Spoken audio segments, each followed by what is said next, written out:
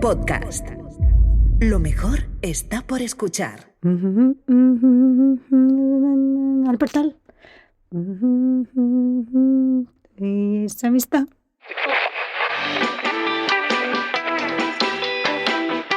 Museo Nacional Thyssen-Bornemisza presenta Collage Pop. Un collage sonoro de los inicios del arte y la cultura pop.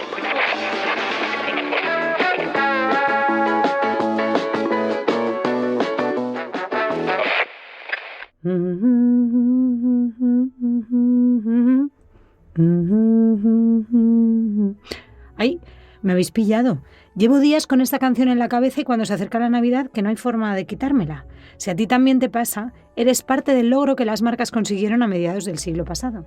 Conseguir que un producto o un mensaje perdure en la cultura popular e incluso que tengas una conexión emocional con él. Porque no nos engañemos, puede que no recordemos la contraseña de nuestro email, pero no se nos olvida hacia dónde se dirigían esas famosas muñecas. Soy Elia Fernández y esto es Collage Pop, el podcast en el que hacemos un collage sonoro de cómo era el mundo en el que surgió el arte y la cultura pop, y de cómo han llegado hasta hoy. Porque entre una sopa de tomate colgada en un museo y un like en Reels de una marca, no hay tanta distancia. ¿O sí? Episodio 2. James Rosenquist, marcas y consumo pop, con Guillermo Solana y Toni Segarra. Pero no todos son inocentes muñecas. El inicio de la cultura de las marcas y los productos como iconos pop también hablaba a los adultos. Tabaco, bebidas alcohólicas, pintalabios. En los años 50 y 60 del pasado siglo, los bienes de consumo se convierten en objetos aspiracionales. Y es que una muestra de la vida moderna en ese tiempo era aspirar a tener un coche mejor que el de tu vecino o una aspiradora de última generación. El artista James Rosenquist supo plasmar muy bien en qué consistía ese nuevo bienestar consumista. Y no solo eso, consiguió que la representación de los productos y las marcas también fueran arte, creando obras que llevaban a la reflexión y también a una crítica de la sociedad estadounidense. Así consiguió difuminar los límites entre arte y cultura popular, utilizando la iconografía de la publicidad y los medios de masas como elementos en obras como la que vamos a tratar hoy, Vidrio ahumado de 1962.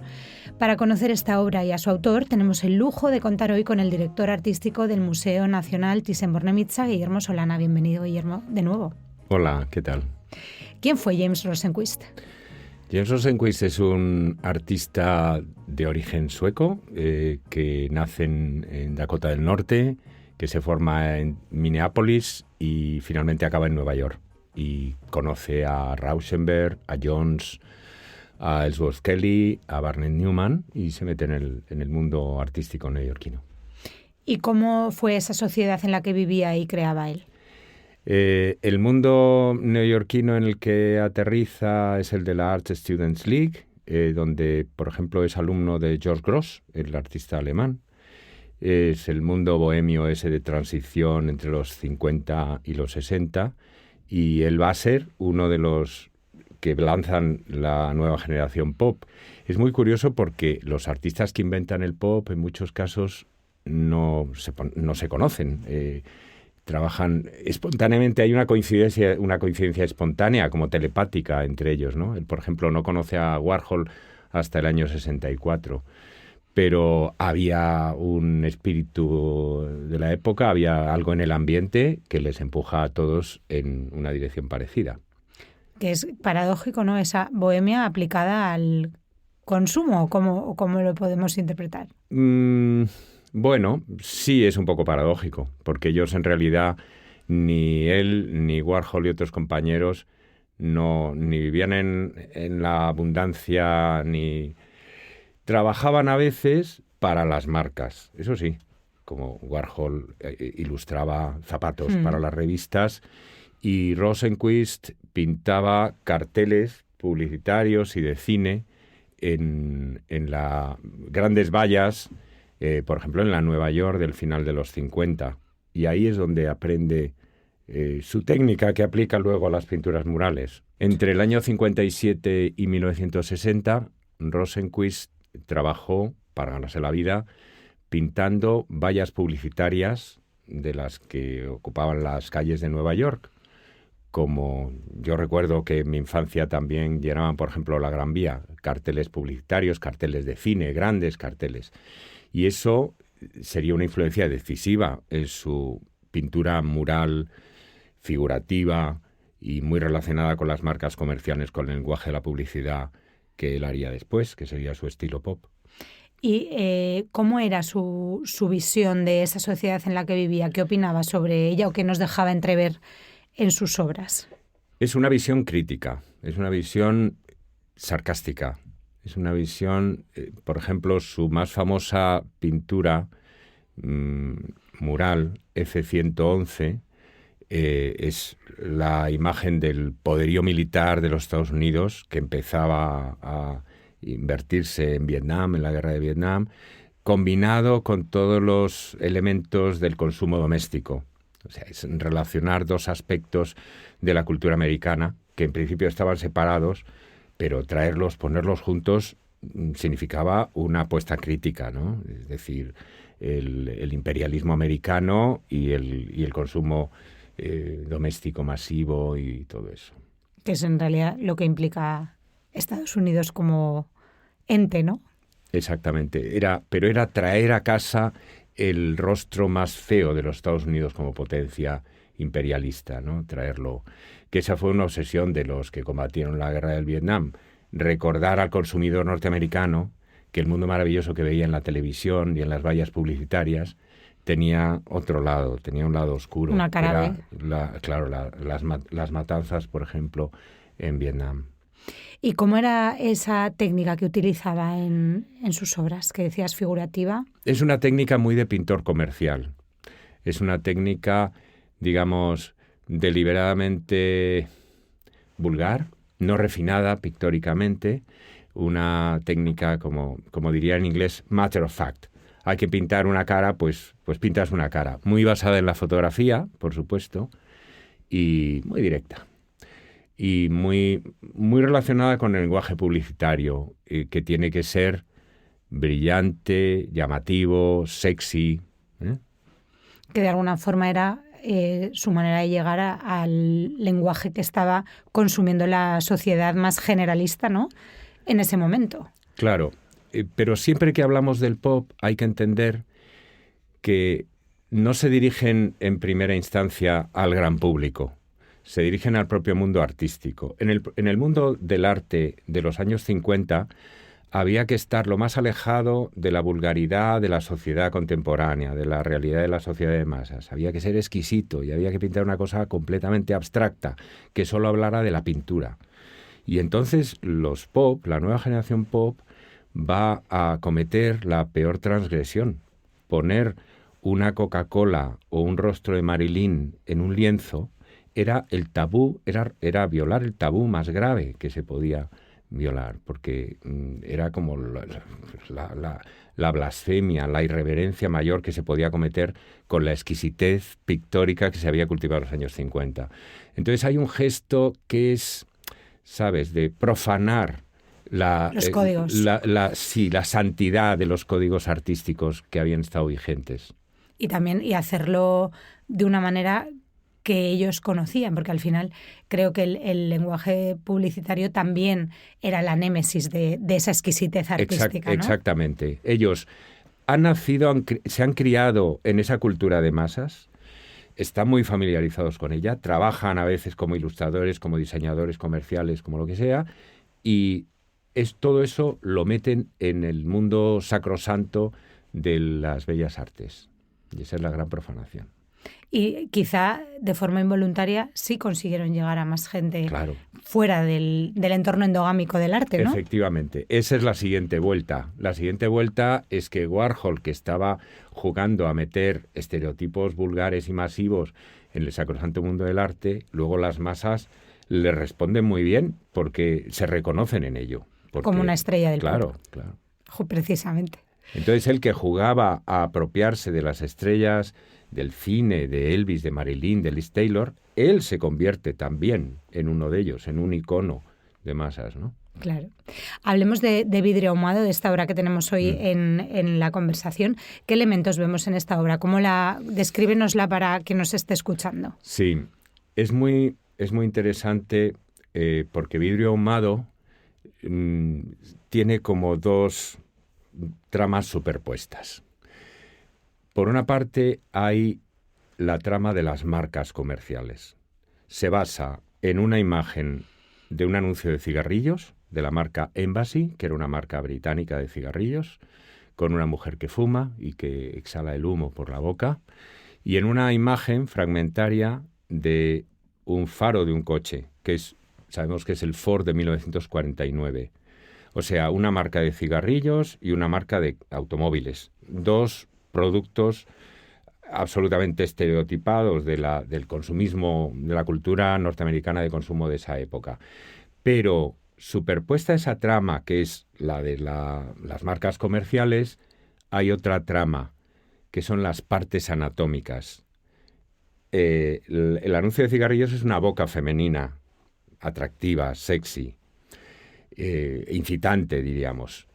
El faro recuerda un ojo, y el cigarrillo que hay debajo, que está como montado con la boca femenina, tiene un componente fálico. Uh-huh. Entonces hay como una trama de fragmentos anatómicos superpuesta a las marcas, que de lo que nos está hablando es de cómo la publicidad norteamericana utiliza el recurso a la anatomía humana, a un cierto fetichismo de la carga erótica de las partes del cuerpo, para vender los productos.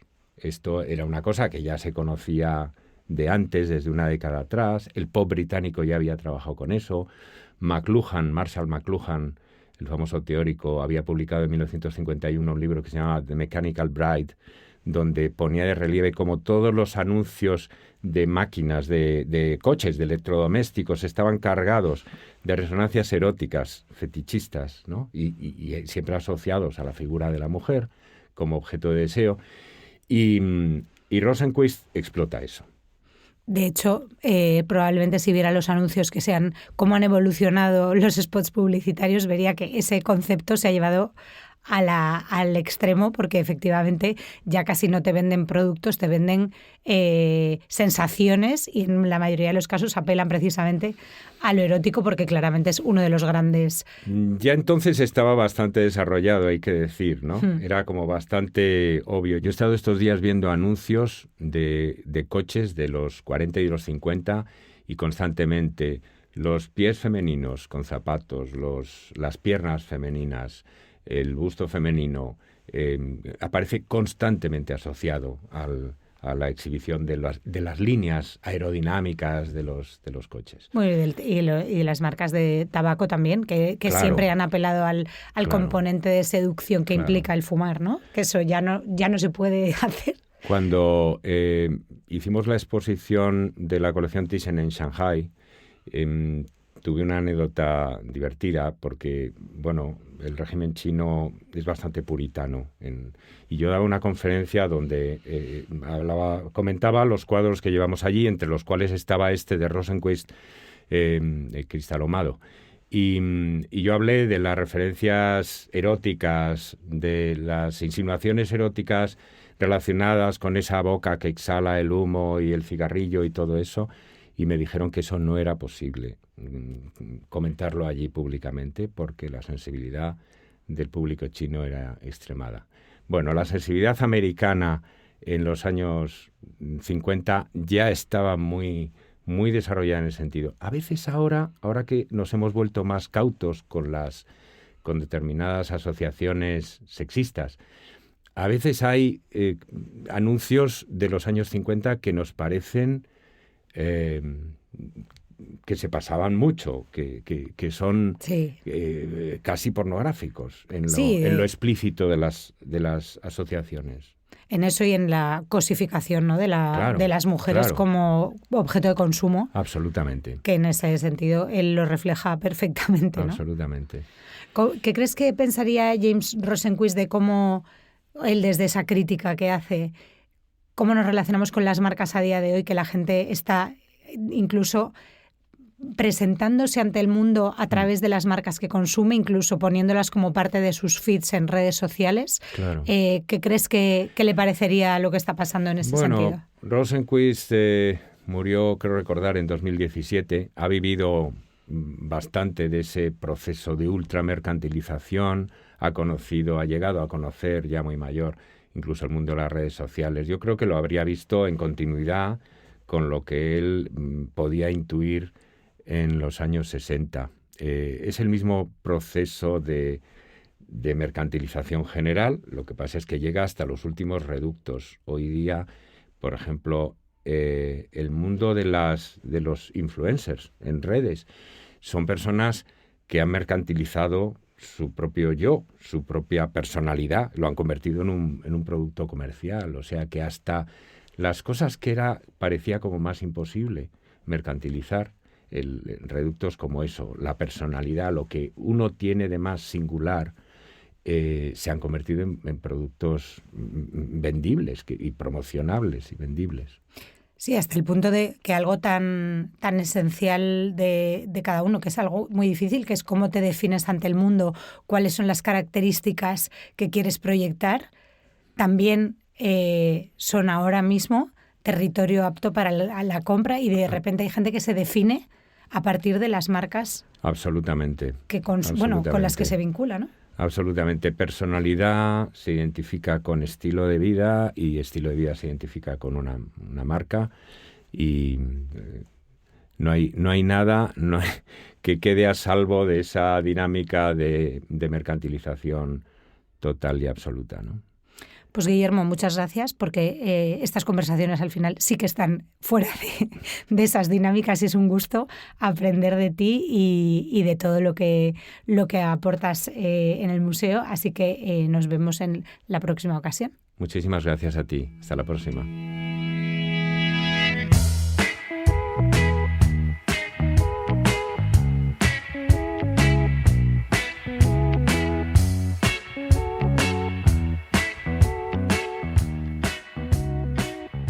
Y después de conocer cómo James Rosenquist logró crear un diálogo entre la publicidad, el arte y la cultura popular, pegamos otra pieza en este collage sonoro, la de las marcas como iconos pop, como parte de nuestras vidas y de aquellos jingles que no podemos sacarnos de la cabeza.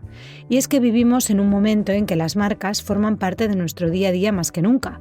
Las llevamos en el bolsillo e interactuamos con ellas sí o sí en las redes que utilizamos para informarnos o entretenernos. Y para profundizar en la relación entre la cultura de marcas y el universo pop, contamos con Toni Segarra, considerado el mejor creativo publicitario español del siglo XX, fundador de agencias como SCPF y la consultora Alegre Roca. Igual no conocéis su voz, pero son suyas campañas míticas como Te gusta conducir, con esa mano fuera de la ventanilla del coche, Bienvenido a la República Independiente de tu casa o Be Water, My Friend, con Bruce Lee, entre muchas otras. Bienvenido, Toni, un placer tenerte con nosotros hoy.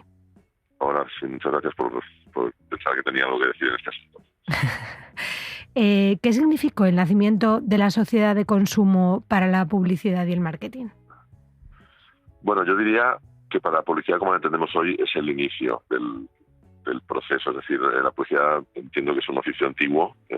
Posiblemente, si nos ponemos muy estupendos, empieza con el comercio, probablemente, con la necesidad, digamos, de vocear las bondades de un producto, ¿no? Eso ya serían copies. Aunque sea arcaicas, estoy seguro que los romanos ya hacían anuncios, o los fenicios. Pero la verdad es que la publicidad, tal como la entendemos hoy, es decir, la publicidad como mensaje masivo que trata de alcanzar a todo el mundo, que trata de construir audiencias enormes, tiene que ver con los mercados de gran consumo.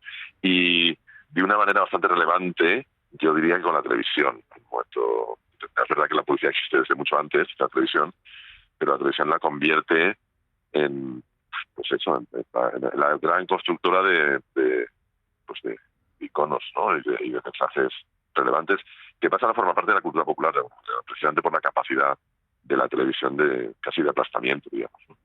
Es de alguna manera no se entiende una sin la otra, yo creo, ¿no? Sí, desde luego. O sea, yo creo que seguramente para la cultura popular siempre me ha parecido que tanto el póster como el spot, es decir, como una pieza de 30 segundos, de 40 segundos, que resume la esencia de una marca o de un producto, son como las grandes aportaciones de la publicidad al mundo de la cultura, ¿no? Y creo que en el spot, por ejemplo, podemos incluir pues un determinado tipo de montaje, ¿no? Que ha influido en el cine de una manera tremenda. Por ejemplo, ¿no? Las elipsis que nos vemos obligados a hacer, ¿no? O el ritmo frenético de montaje, que es una cosa que no existía en el cine y que, sin embargo, después de la publicidad se ha convertido en normal, ¿no? Hemos enseñado de alguna manera a la gente a entender un lenguaje distinto, ¿no? Uh-huh. ¿Y qué influencia tiene la cultura de la cultura de las marcas dentro de la cultura pop? Yo creo que enorme, no hay más que ver el arte contemporáneo, ¿no? Hay una interrelación clarísima entre la publicidad, que nos aprovechamos, digamos, del lenguaje artístico en general, pues para lanzar nuestros mensajes, somos un poco vampiros de eso, y al mismo tiempo el arte que ve, yo creo, en la publicidad la construcción de tópicos, de temas de discusión, de críticas a una sociedad, pues, nuestra enferma, ¿no? La sociedad de consumo. Y por tanto yo creo que hay una correlación, una simbiosis clara, ¿no? Entre ambos. Yo creo que sobre todo porque el arte aprovecha en general aquello que la gente entiende o aquello que la gente reconoce, ¿no? Y creo que la publicidad ha construido mucho de eso. Total, ese dar con la clave que muchas veces el arte no consigue por ser minoritario y a veces, exacto, vampiriza esa capacidad de la publicidad, ¿no? De dar con la clave de llegar a audiencias masivas, que al final es lo que todo el mundo quiere, aunque digan lo contrario. No, claro, no. Yo recuerdo que hubo una época en la agencia que tuvimos una especie de proyecto que se llamaba Milks, porque nos queríamos como contaminar de gente, sobre todo de gente del arte, o gente que no trabajara en la publicidad, ¿no? Y recuerdo que nos invitaban a eventos artísticos y todos los artistas nos reconocían, bueno, todos, o algunos de ellos nos reconocían esa envidia hacia la capacidad de llegar a una audiencia enorme, ¿no? También nosotros les decíamos, ya, pero nosotros tenemos que vender, o sea, no podemos decir lo que nos da la gana, ¿no? Pero la capacidad siempre ha sido un privilegio, ¿no? La capacidad de llegar a millones de personas. Muchas de esas campañas con las que has llegado a muchas personas forman ya parte de la cultura popular. ¿Cuál es la que más te recuerdan o la que crees que más ha calado? Bueno, es imposible que no te recuerden la mano de BMW, ¿no? Por ejemplo. Que además a mí siempre me ha sorprendido mucho porque me parece que es una pieza pues minimalista, casi poética, diría yo, ¿no? Una pieza que explica poco y que me sorprende en el buen sentido, en el sentido del criterio del consumidor, ¿no? Que entendió una pieza que en realidad estaba muy cerca del videoarte. O directamente hicimos una pieza que pasó, no tuvo tanto éxito, pero que también funcionó muy bien, que era una película para BMW que se llama Crossroads, que estaba literalmente sacada de un videoarte de María Orbe, de un artista vasco, que le dimos en Minibiza, que presentó este vídeo, y le dijimos, oye, esto es una música de BMW, lo podemos utilizar, y el tío nos rodó una versión, digamos, de su trabajo, de su videoarte, con unas carreteras que se tenteaban, una cosa completamente abstracta, que era literalmente una pieza de videoarte convertida en anuncio, ¿no? Entonces, nosotros sí, yo creo que luego IKEA también, ¿no? Y luego hay piezas, pues yo qué sé, que por una conexión extraña con la cultura, como por ejemplo A que huelen las nubes, ¿no? Pues también han encajado, ¿no? Bueno, si eso es tuyo, ¿no? Felicidades, porque eso es el mantra de toda una generación. Sí, no entiendo. Y nosotros solo intentábamos vender compresas. Pues fíjate. Conectamos con algo, sí. Pero a la mano le pasa lo mismo. Es decir, de alguna manera extraña conectamos con un gesto que se convirtió, que la gente hacía suyo y estaba dentro de la gente de una manera muy potente, ¿no? Sí, porque probablemente para cada uno significaba una cosa, pero yo creo que era un momento que de alguna forma te identificabas con él, fueras pequeño, mayor. Yo creo que un poco era la magia de ese gesto, ¿no? Que al final todos podíamos ser esa mano. Sí, recuerdo que esto pasó en el 2000, todavía Internet estaba muy incipiente, y recuerdo que la marca recibía cartas de felicitación y recuerdo una carta que nos compartieron, maravillosa, una señora que decía, yo no conduzco ni tengo carnet, pero si conducir esto, me saco el carnet mañana. Claro, y no conduzco, pero sí saco la mano por la ventanilla. Seguramente. Claro. Sí.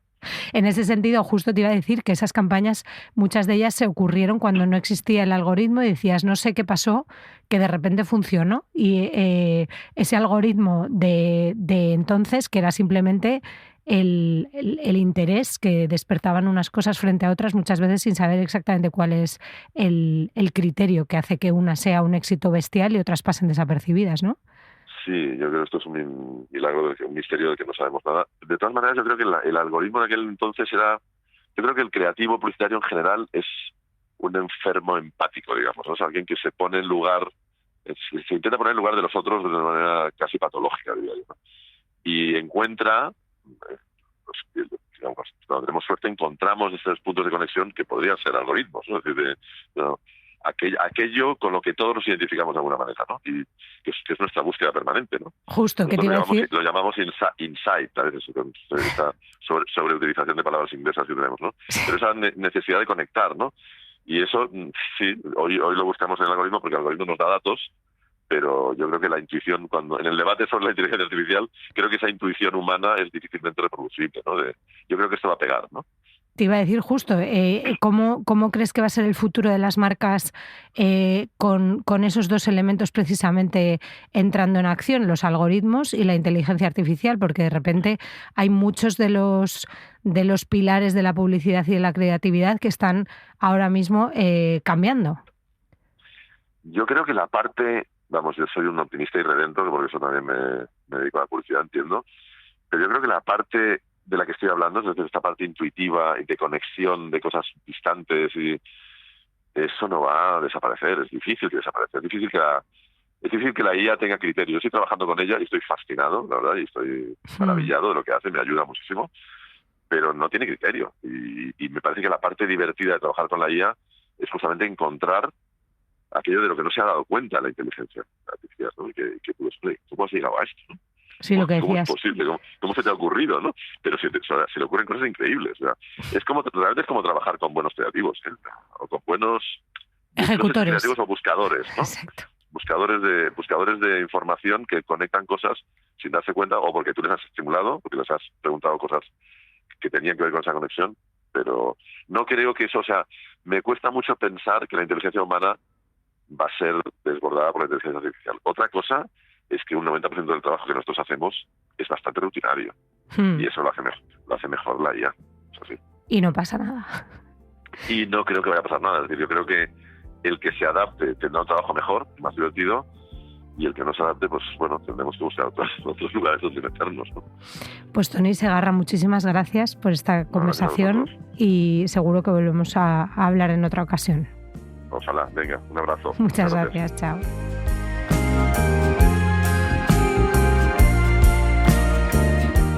Y ahora toca cerrar este collage. Un episodio que nos ha hecho preguntarnos cómo nos relacionamos con aquello que compramos o con aquello que nos gustaría comprar pero no podemos. También con lo que dice de nosotros esa wishlist que tenemos en esa web que miramos de vez en cuando. Porque desear es gratis. La era pop nos demostró que la aspiración también es arte, que el arte es para todos y que la vida puede ser un collage. Nos escuchamos en el próximo episodio.